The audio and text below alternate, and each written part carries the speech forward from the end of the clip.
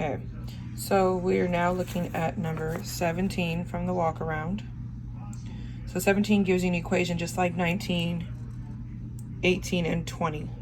All those equations can be graphed on your calculator using the y equals button, and I'll show you guys how to do that in a second, but I'll show you how to do the first one by hand because that's an easy one. So the first thing we're going to do is we are going to just graph it. Because we're graphing it, you can draw an x and y axis. You're gonna graph your first point, which is gonna be your y-intercept up here at 0, 7. And then from the y-intercept, you're gonna go down 3 and to the right 1 because that's what our slope is. So we're gonna go down 3 and out 1 to have the first point, and then down 3 and out 1 to have the second point. So now that we've got 3 points on the line, we're gonna connect the dots and then put arrows on the end because it's a line, which means it's continuous. So if we're looking at the domain, well, our left and right, so our x's, they're gonna keep going, right? Because this is gonna go down, it's gonna keep going to x's, and this is gonna go up, it's gonna keep going to x's. So my domain is going to be infinite. All right, so now we know that our domain is in set notation. Because the graph is continuous, we need to write the inequality. So for here at x such that negative infinity is less than x, which is less than infinity. Make sure you close it out with the curly bracket, curly braces. So then if we're talking about the range, if we're looking at our graph here, and we can see from our graph that our y values are going to keep going up and they're going to keep going down. So then we're going to say our range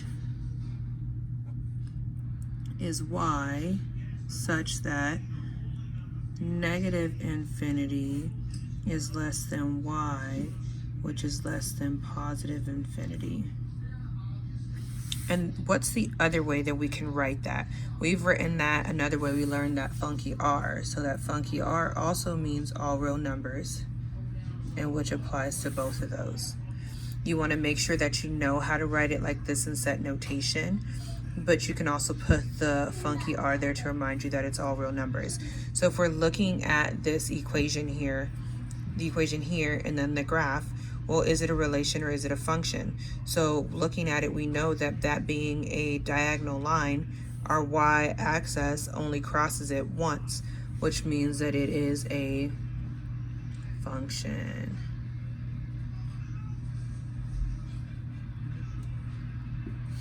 Okay, I will show you guys how to graph it on the calculator. So if you have your graphing calculator like this, I can turn it on. So I'll clear mine. So now that I've cleared mine, so I'm gonna go to y equals. Let me clear it out so you guys see how I did it. So I put in negative 3x, and it's gonna be plus 7. Then I'm gonna hit the graph button here. When I hit the graph button there, it gives me my line. So that way I can look and tell how I'm gonna find the domain and the range. You can also do that. So if I go back to my y equals, you can do it for numbers 19, 20, and 18 as well. You're just gonna type in that equation there, which is gonna be a little bit different. So I'll type that one in, but I won't hit graph because that's for you guys to do. So I'll type that one in for you guys.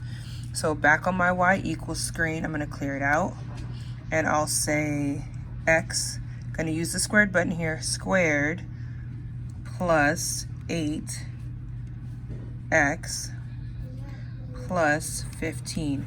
Now that's the one for number 18 over here. So our number 18, that's graphing that equation.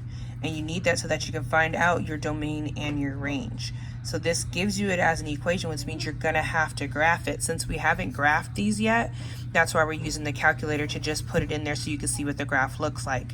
And then you can go from the graph. So then once you get it put into your calculator, the next thing you're gonna do is hit graph, and it'll graph it for you. It should look something like that. And you can go from there. Have fun.